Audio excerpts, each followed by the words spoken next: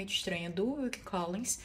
E o Wilkie Collins, ele é mais conhecido por ter sido um dos precursores do romance policial, quando ele escreveu A Pedra da Lua, que é um livro que eu ainda não li, mas que tá na minha lista há muito tempo, porque ele influenciou o Conan Doyle, né, nas narrativas do Sherlock Holmes. Mas enfim, esse aqui é um conto, tem cerca de 50 e poucas páginas. E é bastante interessante porque eu achava que era uma história de terror, mas não é exatamente uma história de terror, é mais uma história de suspense. E é uma história muito criativa, porque o personagem que vai, o Faulkner, que conta essa história, ele vai contar de uma vez, quando ele era jovem, que ele foi em Paris, em uma casa de jogos, de apostas, né? E que ele ganhou todo. Ele, tipo assim, encerrou a banca, ele ganhou todo o dinheiro que tinha na banca. E ele meio que levou um boa noite Cinderela. E ofereceram pra ele dormir lá na casa, da casa de jogos. Ele aceitou porque realmente ele não tava se sentindo muito bem, tava tonto. E aí, durante a noite, quando ele não conseguiu dormir, ele descobriu um estratagema do pessoal da casa de apostas pra meio que dar assim um sumiço, um fim nos jogadores que ganhavam todo o dinheiro pra eles poderem reaverem esse dinheiro que eles tinham perdido, né? A casa tinha perdido. E é um estratagema assim bem curioso, envolve uma cama com um dossel e um sistema de prensa, ou seja, enquanto a pessoa estava lá dormindo belíssima na cama, o dossel, que é o topo da cama, ela descia lentamente para sufocar, né, os jogadores que estavam ali dormindo. Achei assim muito inventivo. Claro que tinha que ser literatura vitoriana, porque a literatura vitoriana ela tem dessas engenhosidades malignas pelo ser humano para causar dor e sofrimento e desgraça. Ok. Mas enfim, eu ainda tenho que fazer meu café da manhã porque hoje a gente tem muita coisa pra fazer. Eu quero organizar um currículo pessoal de leituras pra ler agora em outubro, de leituras de histórias de fantasmas, de terror, de mistério, todas escritas por mulheres, porque eu encontrei vírgula, né? Um dos textos que eu tive que ler pro seminário sobre histórias de fantasmas que eu tô fazendo foi um artigo sobre a origem e a história desse tipo de narrativa. E a escritora do artigo, ela deu uma lista assim primorosa de mulheres que escreveram, né, de escritoras que escreveram e que foram importantes para esse tipo de narrativa durante o século XIX e XX. Então o que eu vou fazer eu vou pegar essa listinha de escritoras, vou dar uma pesquisada sobre elas, escolher um ou dois contos de cada uma delas e selecionar uma lista de leituras para o próximo mês, porque enfim, outubro, né? Halloween, a gente precisa ler histórias de fantasma. E para além disso, hoje eu ainda tenho que ler um conto e um outro artigo para o seminário, que vai ser amanhã.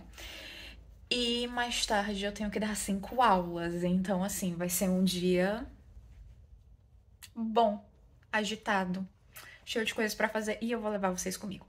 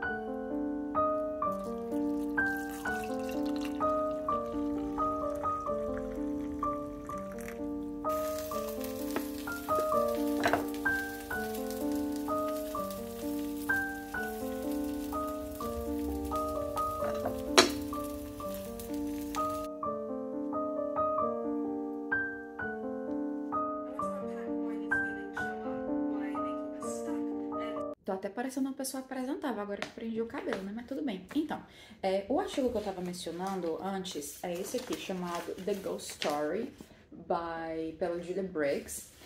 E ela é uma especialista nesse tipo de literatura, mas especificamente em Virginia Woolf e nas escritoras femininas. Esse é um capítulo do The New Companion to the Gothic, foi organizada pelo David Hunter. E esse é um dos textos que eu trabalhei no seminário, que o meu professor, no caso, trabalhou no seminário. E foi bastante interessante.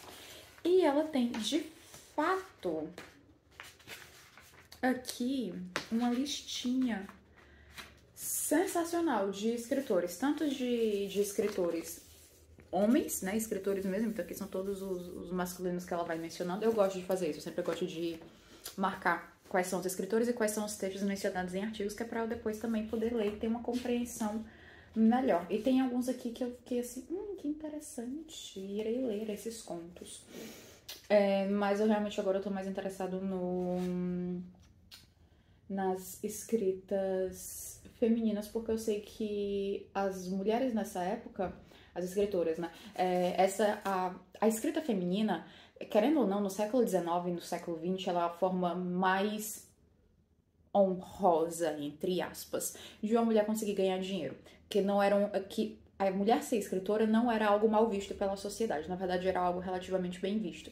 Então, diversas escritoras, diversas mulheres passaram a escrever, e como a história de fantasma, como a história de terror, como o mistério e tudo mais, eles eram gêneros muito procurados pelo público, eram gêneros muito populares, elas acabavam que se dedicavam mais a esses tipos de texto, por, claro, obviamente, ter uma maior recompensa financeira para elas, né?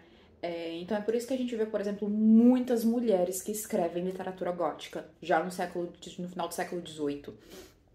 Final do século XVIII? Final do século XVIII. Então, assim, eu quero realmente me dedicar, porque eu já estudo literatura fantástica, literatura gótica há muitos anos, mas eu nunca parei de fato para me debruçar nos escritos femininos. E é isso que eu quero fazer agora, tá aqui a lista. For whatever reason, the period from 1850 to 1880s was particularly rich in women writing ghost stories. Ela tá falando que nesse período, entre 1850 e 1880, foi um período particularmente rico, né, de histórias de fantasmas escritas por mulheres. E aqui ela dá uma listinha que nós iremos compilar e pesquisar.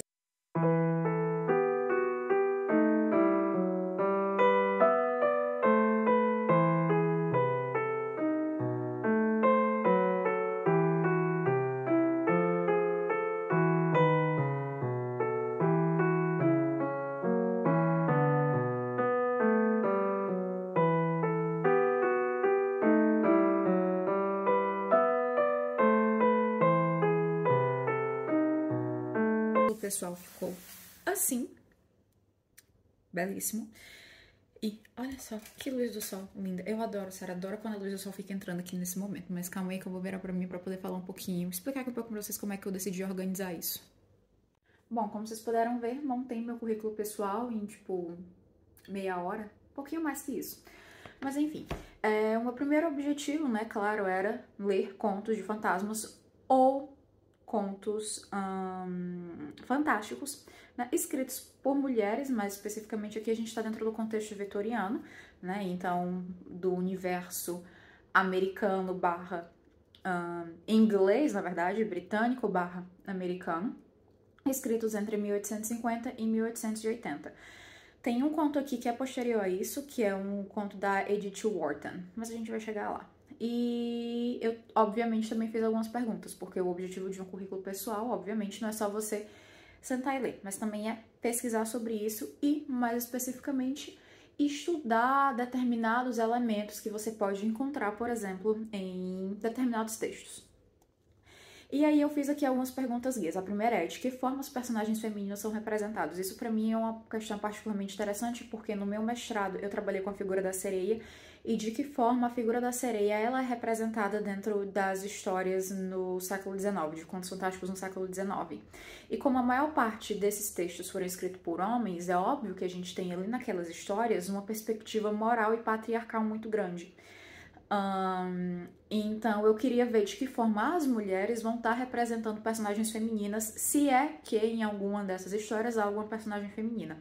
Porque eu fiz a seleção de contos muito baseado no título, né? Assim, o título me parece interessante e também na disponibilidade, se eu conseguir encontrar eles em antologias online.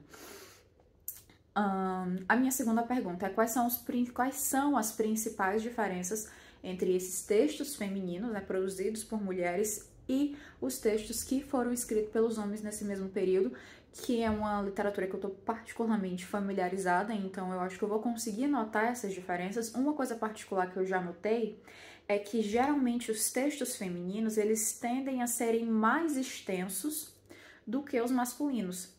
E isso pra mim às vezes é uma coisa um pouco ruim, porque eu sou o tipo de pessoa que gosta da minha narrativa de fantasma, da minha narrativa de terror, da minha narrativa de mistério e de suspense, curta e bem amarrada.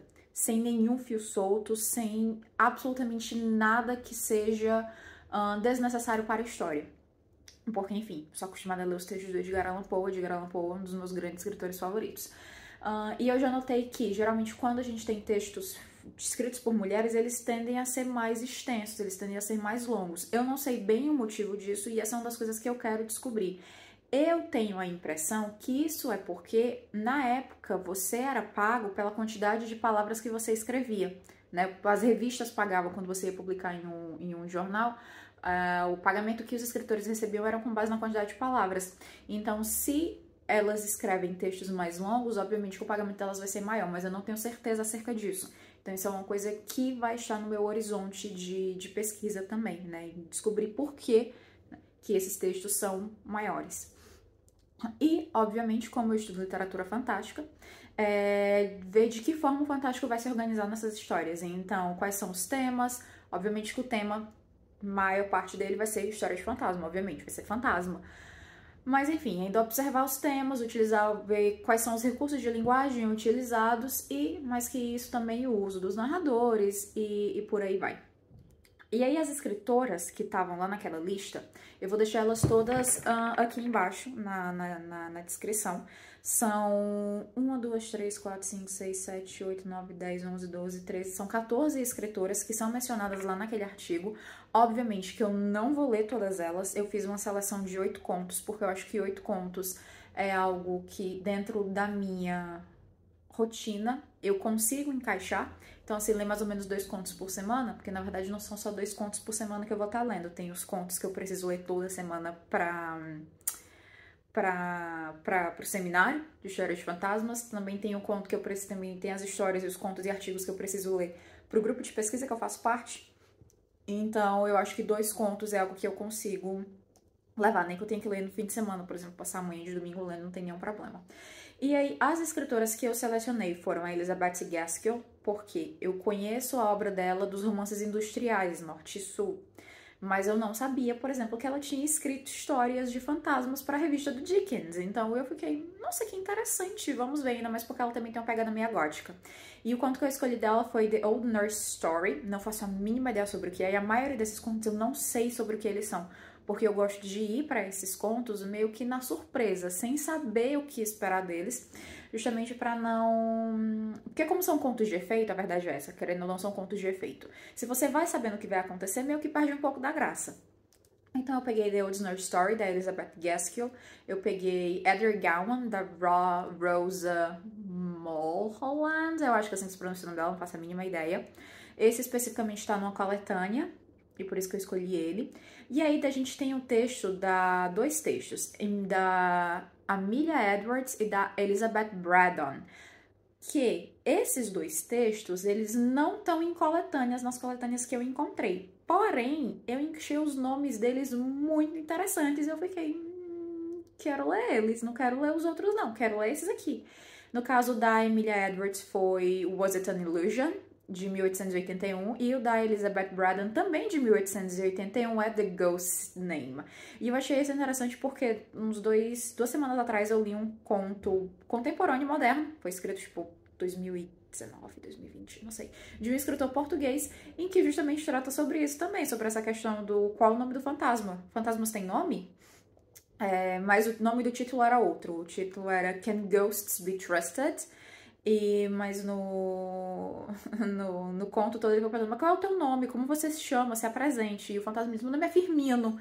E ele fica, nossa, mas que nome pro fantasma? Firmino? Firmino não é nome de fantasma. Enfim. E aí, olha só que interessante. Será que a gente consegue fazer uma associação com isso? Porque também é muito isso, né? Não é só você estar lendo esses textos, mas é encontrar neles semelhanças com outras coisas que você já conhece, com outras coisas que você já estudou, porque é isso que faz um pesquisador. Então, quando eu vi assim, The Ghost's Name, eu fiquei, olha só que interessante, será que a gente consegue fazer alguma conexão com esse outro texto que eu já li? Pois é. E ele também é de 1881. Aí depois a gente tem a Miss Riddle, que eu não conhecia ela, realmente não sabia absolutamente nada. E eu peguei o conto Sending the Thinker, que eu não faço a mínima ideia também sobre o que é, mas ele tá em uma coletânea de contos chamada The Gentlewoman of Evil, An Anthology of Rare Supernatural Stories from the Pens of Victorian Ladies, que tá disponível no Internet Archive. Eu também vou deixar o link dessa antologia aqui na descrição. O texto seguinte é da Margaret Oliphant, e eu já li um conto da Margaret Oliphant, que foi... Não lembro agora o nome do conto, calma. Nossa, eu li o conto, tipo, em agosto. Tem nem 2 meses e meio, fui buscar o Kindle pra poder ler, pra poder ver, né? É o conto O Caminho da Dama, ou The Lady's Path, ou The Lady's Way, alguma coisa desse título, desse jeito em inglês, que foi publicado pela Relíquias Literárias da Wish, a campanha do Catarse que eles têm. E é uma novela, né? Primeiro, por aí se tira, não é um conto, é uma novela de fantasmas, o que por si só pra mim também já quebra um pouco daquela coisa do tudo muito bem amarrado, tudo muito bem concentrado em um texto que é curto, que é eletrizante, que é horripilante. Esse conto não é um conto de fantasma, é um conto de fantasmas do tipo anunciador.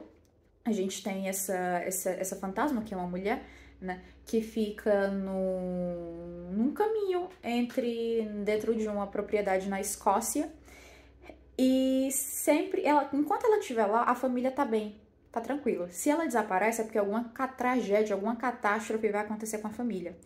E aí ela tenta avisar para um visitante que tá visitando, para um amigo da família que tá visitando eles, tenta avisar para ele que tá tendo um problema com o irmão mais velho dessa família que tá em Londres. Só que o narrador, que é esse amigo, ele falha miseravelmente em compartilhar a urgência da mensagem, então acaba que, de fato, a desgraça acontece. Eu gostei, na verdade, eu gostei dessa história. Acho que é um pouco longa demais. Sim, acho que é um pouco longa demais porque ela se prende muito em descrever a narrativa amorosa, né? Na verdade, não é nem amorosa, mas é tipo quase a paixão platônica, e que é platônica, que o narrador tem pela filha, né, daquela casa. Não lembro mais o nome dela. Porque eu li isso aqui tava viajando enquanto eu li isso, então foi mesmo só mais pra poder ocupar os espaços entre pegar voo, entre sair e tal. Pois é, mas aí eu achei, ok, eu já li um texto da Margaret Oliphant, eu quero ler agora um conto curto dela. Um conto mesmo. E eu encontrei esse The Open Door, que tem cerca de 20 páginas. E eu falei, ok, vai ser você. Até porque também tá na coletânea, né? E aí um outro conto também de uma escritora que eu já conhecia, que era a Edith Nesbit. Eu também li um conto da Edith Nesbit nessa mesma coleção da Relíquias Literárias, que foi não lembro mais o nome. Melisande. Melisande eu adorava, eu adoro Melisande. Ele é um conto curtíssimo, com um pouquinho de nonsense, que vai contar sobre a história da neta da Rapunzel, que ela cria, essa neta da Rapunzel, Melisande. E é um conto de fada, um conto moral, um pouco de nonsense. É meio que maravilhoso, tá dentro da esfera do maravilhoso. E eu amei, eu adorei a escrita dela. A escrita dela é muito, muito gostosa de ler mesmo. e flui, é muito fluida. E eu fiquei, ok, Edith Nesbit tem que estar nessa coleção, tem que estar nesse meu currículo pessoal.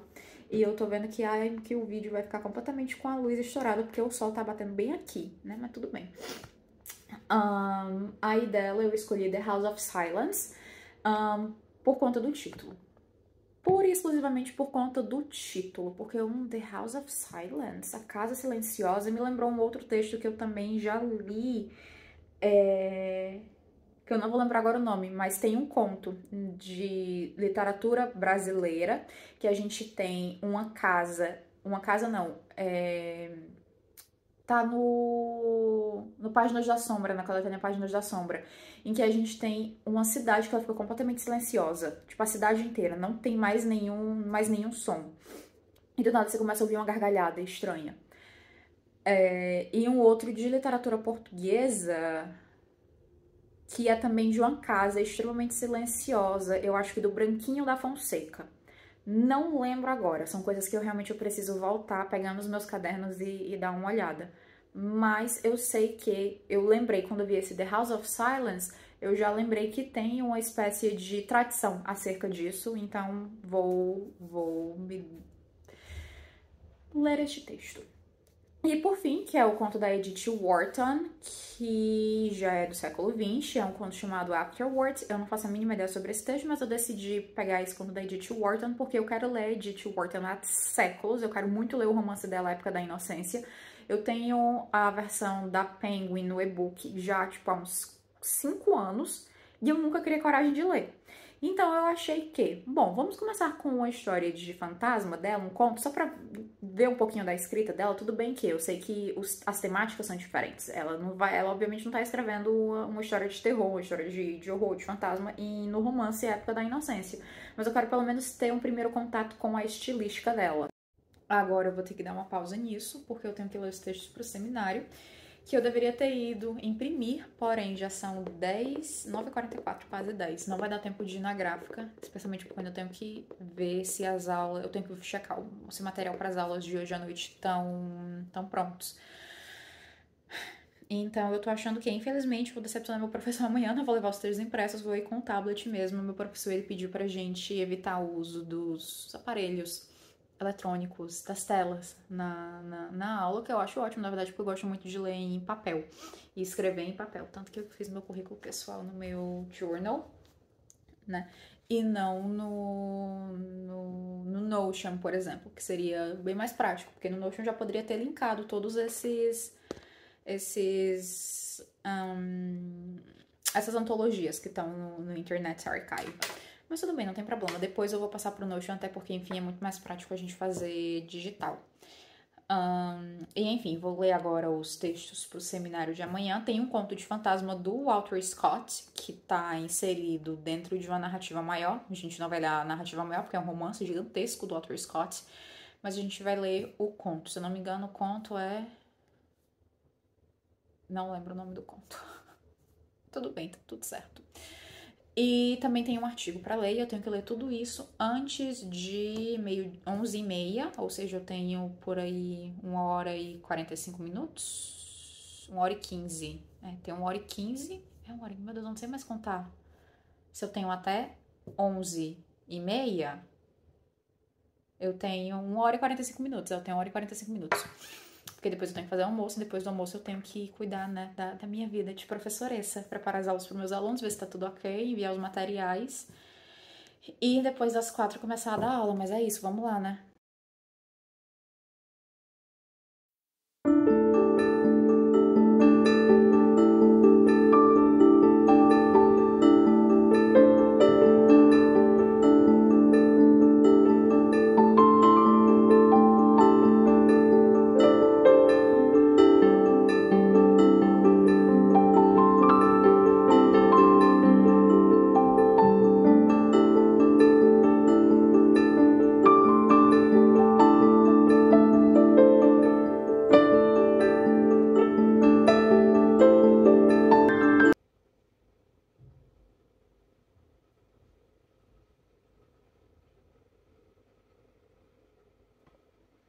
Então, O Berço do Gato, que é o texto que eu acabei de ler pro seminário, ele é uma história que está inserida dentro de um romance histórico do Sir Walter Scott chamado Red Gauntlet.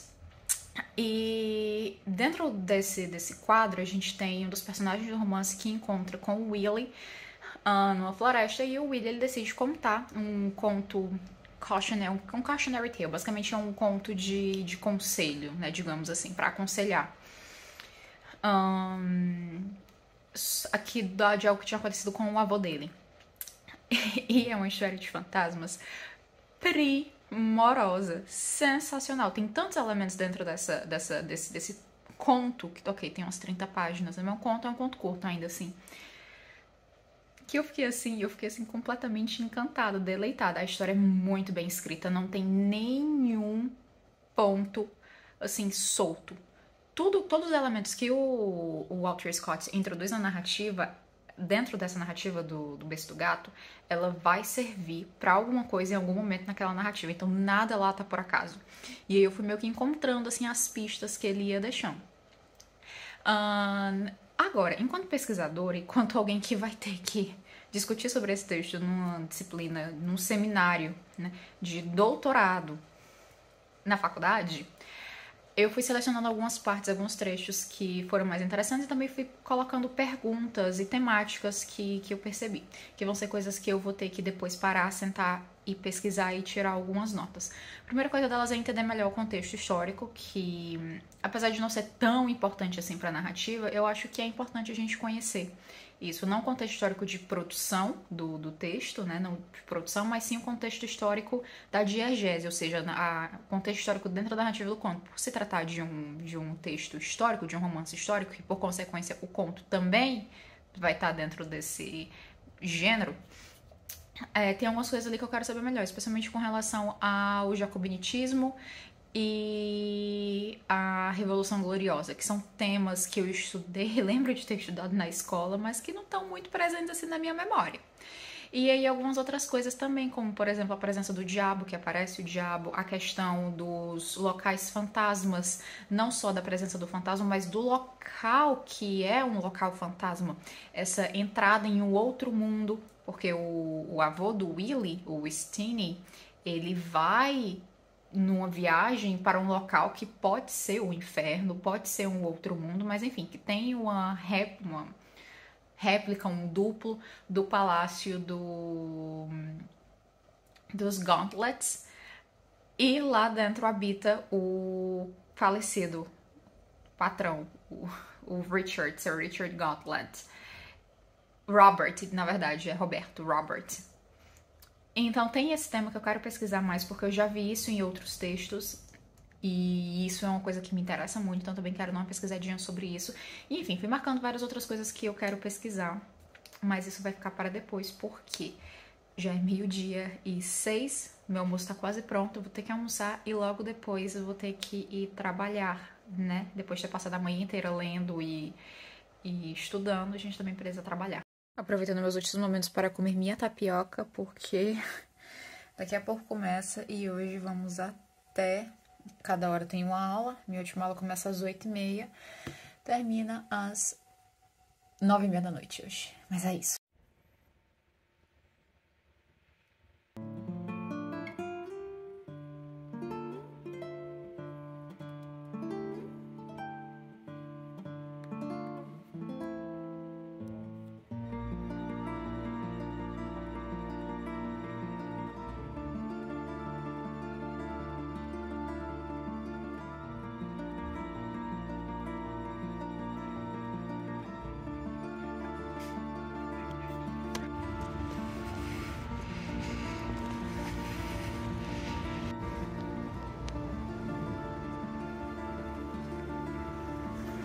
Bom, já estou aqui na faculdade para o meu seminário sobre histórias de fantasma, sério, tô amando esse seminário. E hoje está um dia absurdamente quente, apesar de já estar supostamente no outono. Eu não sei o que é isso, tá muito quente hoje, muito quente, o sol tá bem forte. Então passei por outro celular, que é importante. Tô aqui, né? Indo para a minha aula.